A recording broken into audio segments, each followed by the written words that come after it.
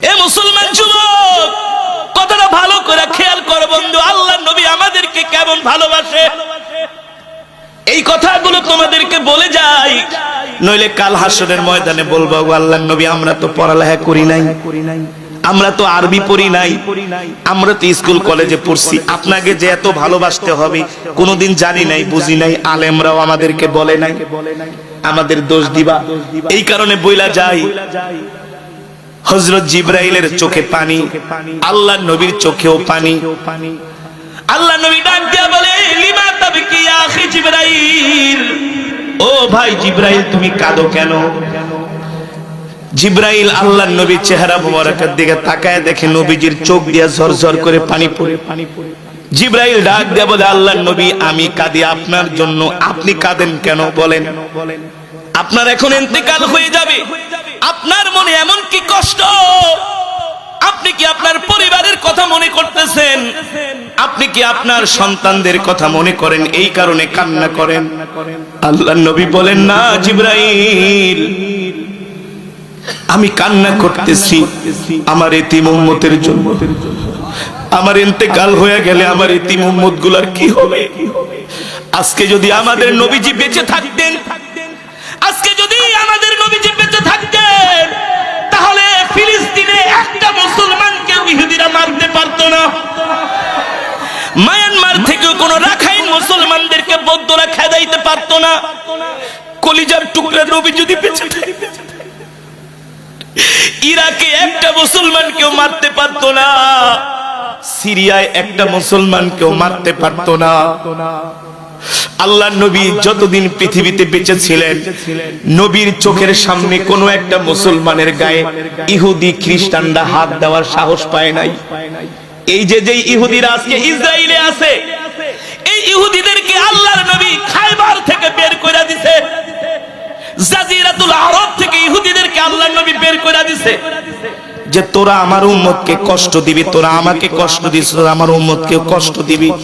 এই কারণে আল্লাহর নবী ইহুদিদেরকে খায়বার থেকে বের করে দিয়েছে, জাজিরাতুল আরব থেকে বের করে গেছে।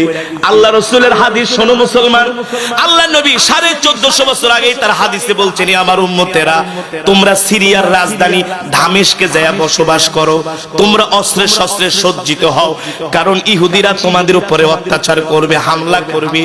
আল্লাহর নবী বলছে, শোনো, এই আরবের ভূমিতে কোন ইহুদিদেরকে তোমরা জায়গা দিবা না, কিন্তু কিছু মুসলমান গাদ্দার শাসকেরা অর্থের লোভে এই ইহুদিদেরকে আরবের ভূমিতে জায়গা দিয়েছে।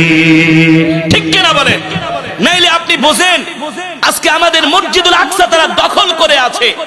যেই মসজিদুল আকসা থেকে আমার নবী মেরাজ করেছেন, যেই মসজিদে আমার নবী ইমামতি করেছেন, যেই মসজিদে এক রাকাত নামাজ পড়লে 25,000 রাকাতের সওয়াব। চতুর্দিকে 12টা আরব রাষ্ট্র। কয়টা আরব রাষ্ট্র? 12টা। সেখানে ইহুদিরা কিভাবে ইসরায়েলে তারা একটা রাষ্ট্র কায়েম করে, কিভাবে করে? তারা আরবদের কিছু মুনাফিক মার্কা শাসক, তাদেরকে অর্থ দিয়া তারা আস্তে আস্তে জায়গা কিনে কিনে তারা আজকে ইসরায়েল রাষ্ট্র প্রতিষ্ঠা করেছে। অথচ আল্লাহর নবী 1450 বছর আগে বলছে, আরবের ভূমিতে কোন ইহুদিদেরকে জায়গা দিবা না। নবীজি আমাদের ভালোবাসছে না? ভালোবাসছে না? আল্লাহর নবী বেঁচে থাকলে কোন একটা কাফের কোন একটা মুসলিম ভূখণ্ডের দিকে তারা চোখ তুলে তাকানোর সাহস পেত না। আমরা এতিম হয়ে গেছি। সেই নবী ইন্তেকালের সময় বলতেছে, জিবরাইল অনুমতি দিলে তো জান কবজ কইরা জান নিয়ে যাবে, আমি তো ইন্তেকাল করব, কিন্তু আমার এতিম উম্মত গুলার কি হবে? আমার এতিম উম্মতকে কে দেখা রাখবে? এটার সিকিউরিটি চাই। যাও আমার রবের কাছে যায় বলো, আমার এতিম উম্মতের কি অবস্থা হবে? আল্লাহর নবীর কথা শুনা জিবরাইল তার ডানা জাপটা আরশে আজিমে চলে গেছে।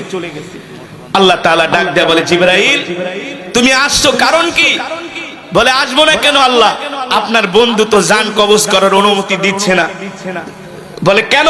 বলে, আপনার বন্ধুর নাকি আপনার সাথে এখনো একটা কথা বলার বাকি রয়ে গেছে। আল্লাহ তাআলা বলে, কি কথা বলো? কি কথা বলবে আমার হাবিব? আমি তার কোন কথা ফিরিয়ে দিয়েছি? তার কোন দোয়া আমি ফিরিয়ে দিয়েছি বলো? জিবরাইল বলে, গো আল্লাহর নবী, আপনার হাবিব বলেছেন আপনার হাবিবের ইন্তেকালের পরে তার এতিম উম্মতের কে খবরদারি করবে, তার এতিম উম্মতের কি হবে, কে দেখবে? আল্লাহ তাআলা ডাক দিয়া বলে, জিবরাইল যাও আমার হাবিবকে বলে দিবা আমার হাবিবের ইন্তেকালের পরে স্বয়ং আমি আল্লাহ তার এতিম উম্মতের খবরদারি করব।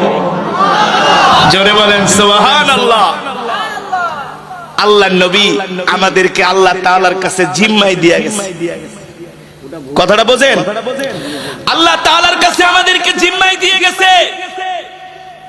আর নবী আমাদের জন্য দোয়া করে গেছে, আমার উম্মতকে দুনিয়াতে কোনো শাস্তি দিবেন না। কেন? কথাটা বোঝার চেষ্টা করেন। একটা ছেলে খুব দুষ্টামি করে, বাবার সাথে যাবে দাওয়াত খাইতে, যেখানেই যায় মানুষের মরিচ গাছ ধরে টান দেয়। আছে না কিছু দুষ্ট স্বভাবের ছেলে? অমুকের বাড়িতে যায় খোঁচা মারে, অমুকের মারে, আছে কি আছে না?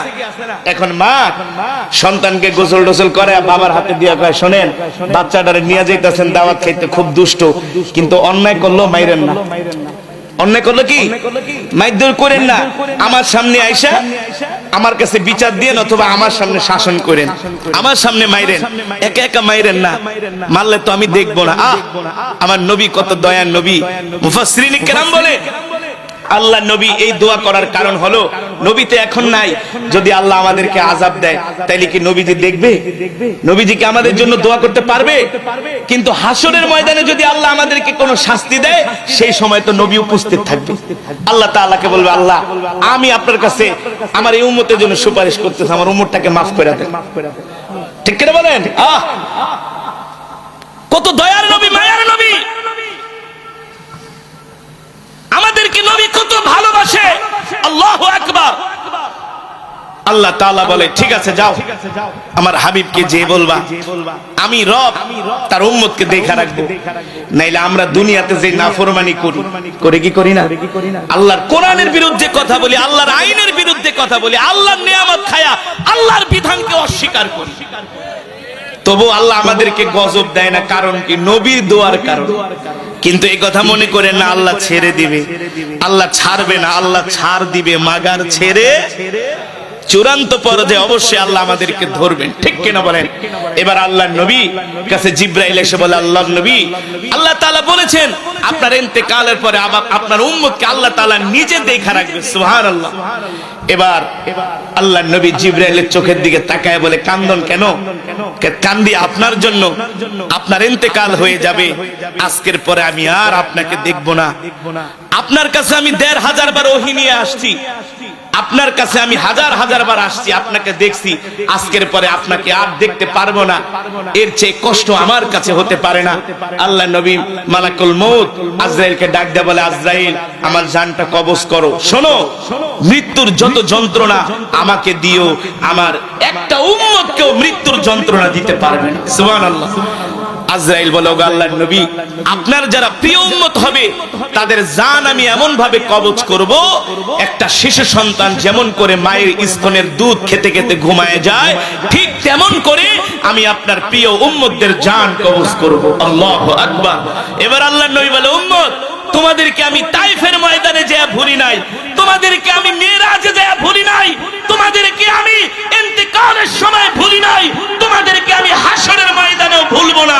সুতরাং আমাকেও তোমরা ভুলতে পারবে না, আমাকেও তোমরা একতরফা ভালোবাসা হয় না। আল্লাহর নবী বলে, শুধু আমি তোমাদের ভালোবাসবো, তোমরা আমাকে ভালোবাসবা না, এটা হতে। এই কারণে রাসূলের হাদিস, ওয়াল্লাহি লা ইউমিনু আহাদুকুম হাত্তা আকুনা হাব্বা ইলাই মিন ওয়ালিদিহি ওয়া ওয়ালাদিহি ওয়ান নাসি আজমাইন। আল্লাহর নবী বলেন, তোমরা ততক্ষণ পর্যন্ত মুমিন হতে পারবা না যতক্ষণ পর্যন্ত তোমরা তোমাদের পরিবার পরিজন, সন্তান সন্ততি, স্ত্রী পুত্র, তোমাদের দল, তোমাদের দেশ, তোমাদের নেতা, তোমাদের নেত্রী, তোমাদের মার্কা, তোমাদের সব কিছুর চেয়ে আমি নবীকে যতক্ষণ তোমরা ভালোবাসতে না পারবা ততক্ষণ পর্যন্ত মুমিন হতে পারবা না। আর মুমিন হতে না পারলে তোমরা জান্নাতেও যেতে পারবা না।